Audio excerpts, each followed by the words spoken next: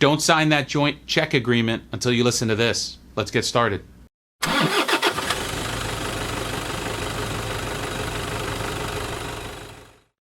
everybody, my name is Alex Barthet, a board-certified construction lawyer at thelienzone.com, and today I'm going to tell you everything you ever wanted to know about joint check agreements and how you can best protect yourself and ensure that you get paid if you're a sub or a supplier, or if you're a GC, how you can protect yourself if you are asked to issue a joint check agreement.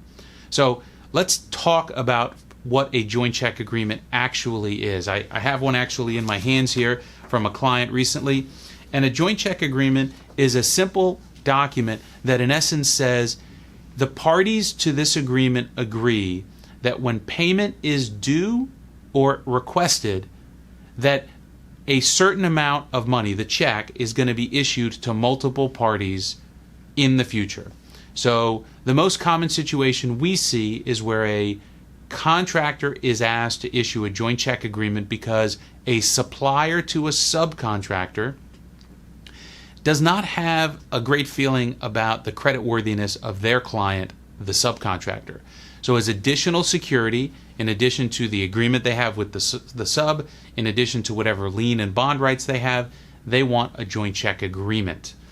And they want to make sure that that agreement says that every time the contractor pays the sub, that the general contractor is going to issue a joint check to the vendor directly. And that's how the vendor's going to know that they're getting protected from this payment issue in case the sub gets the money and doesn't pay the supplier.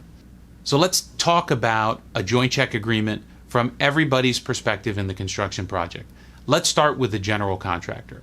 If a general contractor is asked to issue a joint check agreement, they want to make sure that that joint check agreement does not create for them obligations beyond what they may owe to the subcontractor and what is owed under Florida law. So most contractor drafted joint check agreements are very light in specifics. They minimize the amount of promises that they make.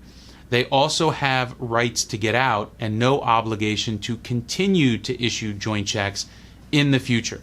The reason, again, is that the contractor wants to have the freedom to be able to get out of the deal in case something isn't right. Maybe they want to terminate the subcontractor, maybe they're not happy with the materials of the supplier. So when you look at a joint check agreement drafted by or for the benefit of a general contractor, you'll see it doesn't have a lot of teeth. Let's skip to the other end of the spectrum, to the supplier. Now, suppliers want the complete opposite. And by the way, I say suppliers, it could be rental companies, it could be subcontractors, anyone beyond the subcontractor in most instances. Now, they want this agreement to be, in their words, bulletproof, because they want to make sure that when the contractor has to make a payment, under no circumstances will this contractor issue a check to the sub. It has to be a joint check to them as the supplier or the rental company and the subcontractor. So when you as a supplier or a sub or a rental company are looking at the joint check agreement, what are some of the things you want to make sure?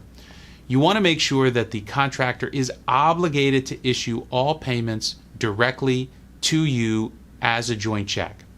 You want to also make sure that the contractor has this obligation throughout the time that you are working on this job, so that they don't come to you and say, you know what, we don't want to do this joint check agreement thing anymore, so you're on your own.